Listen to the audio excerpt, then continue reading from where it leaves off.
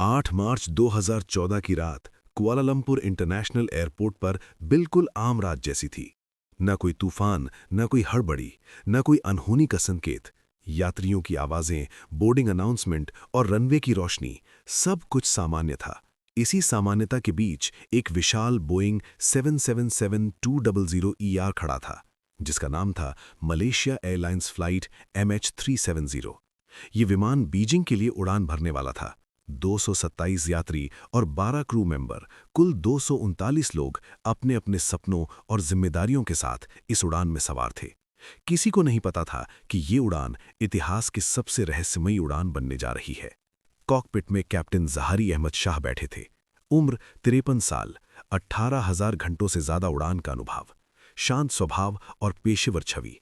उनके साथ को पायलट फारिक अब्दुल हमीद थे, युवा लेकिन पूरी तरह प्रशिक्षित। विमान की तकनीकी जांच पूरी हो चुकी थी, ईंधन पर्याप्त था, मौसम साफ था, सभी सिस्टम सामान्य दिखा रहे थे। यात्रियों में कोई अपने परिवार से मिलने जा रहा था, कोई बिजनेस मीटिंग के लिए, कोई छुट्टियां मनाने। किसी ने आखिरी बार घर फोन किया, किसी ने मैसेज भेजा, किसी ने सीट बेल्ट बांधकर आंखें बंद कर लीं। रात 12:41 पर MH370 ने रनवे छोड़ा।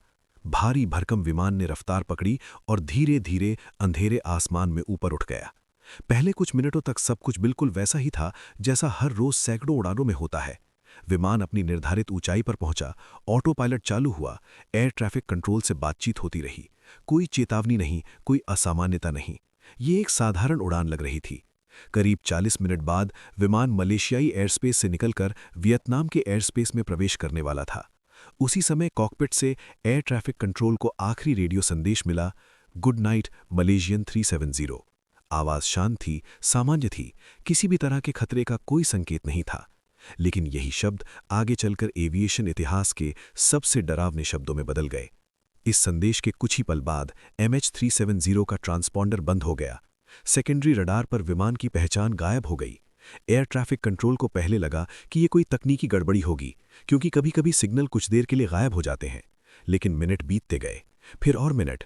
MH370 ने वियतनाम एयरस्पेस में प्रवेश की कोई पुष्टि नहीं दी, रेडियो पर कोई जवाब नहीं आया। तभी धीरे धीरे चिंता ने जन्म लेना शुरू किया। जब विमान से संपर्क पूरी तरह टूट गया, तब तक कोई इमरजेंसी कॉल नहीं आई थी, न मेडे, न कोई चेतावनी। ऐसा लग रहा था मानो विमान अचानक चुप हो गया हो। खोज अभियान शुरू हुआ। शुरुआत में माना गया कि विमान शायद दक्षिण चीन सागर में गिर गया होगा। जहाज और विमान भेजे गए, समुद्र की सतह को छाना गया, लेकिन कहीं कोई मलबा नहीं मिला। न प्रील का निशान, न सीट का टुकड़ा, न जीवन रक्षक जैकेट। कुछ दिनों बाद एक और चौंकाने वाली सच्चाई सामने आई। मलेशियाई सैन्य रडार के डेटा से पता चला कि MH370 अपने निर्धारित रास्ते से हट चुका था। विमान ने अचानक पश्चिम की ओर एक बड़ा मोड़ लिया था। ये कोई मामूली बदलाव नहीं था। इतना बड़ा मोड़ तभी संभव था जब किसी ने जानबूझकर विमान की दिशा बदली हो। ऑटो पायलट अपने आप ऐसा नहीं करता। इसका मतलब था कि MH370 गायब होने से पहले भी उड़ रहा था और किसी के नियंत्रण में था। जैसे जैसे जांच आगे बढ़ी, रहस्य और गहराता गया। ब्रिटिश सैटेलाइट कंपनी इनमारसैट ने खुलासा किया कि MH370 से सैटेलाइट पिंग्स मिले थे। ये पिंग्स दिखाते थे कि विमान आखिरी रेडियो संपर्क के बाद भी करीब 7 घंटे तक उड़ता रहा। इसका मतलब साफ था कि विमान तुरंत क्रैश नहीं हुआ था, वो आसमान में जिंदा था, लेकिन दुनिया से कटा हुआ। इन सैटेलाइट डेटा के आधार पर वैज्ञानिकों ने अनुमान लगाया कि विमान या तो उत्तर की ओर मध्य एशिया गया होगा या फिर दक्षिण की ओर हिंद महासागर। लंबे विश्लेषण के बाद ये निष्कर्ष निकाला गया कि MH370 दक्षिण हिंद महासागर की ओर गया। ये इलाका दुनिया के सबसे दूरदराज और गहरे समुद्री क्षेत्रों में से एक है। यहाँ खोज करना लगभग असंभव जैसा था। अब सवाल उठने लगे, कॉकपिट के अंदर आखिर हुआ क्या था? क्या पायलट ने जानबूझकर विमान को मोड़ा?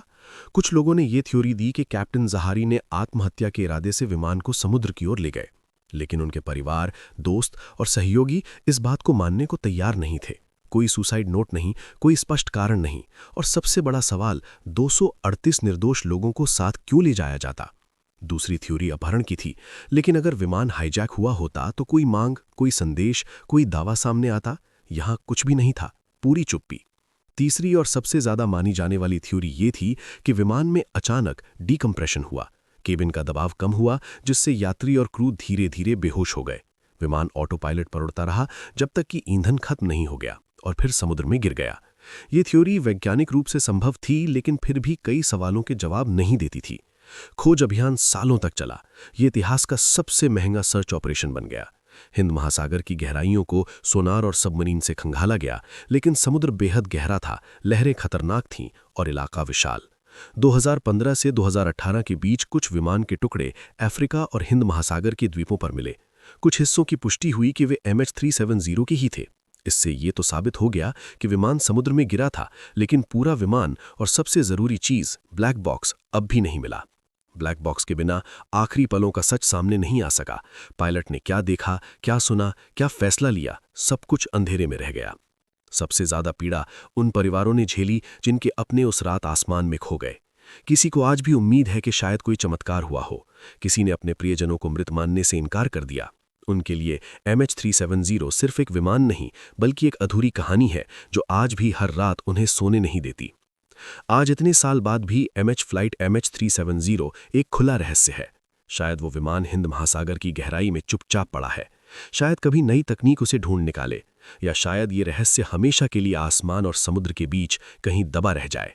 लेकिन एक बात तय है, MH370 ने दुनिया को ये एहसास करा दिया कि इंसान कितनी भी तरक्की कर ले, कुछ सवाल ऐसे होते हैं जिनके जवाब समय भी नहीं दे पाता। 239 जिंदगियां उस रात गायब हो गईं, लेकिन उनका सवाल आज भी गूंजता है। आखिर उस अंधेरी रात MH370 के साथ वास्तव में हुआ क्या था?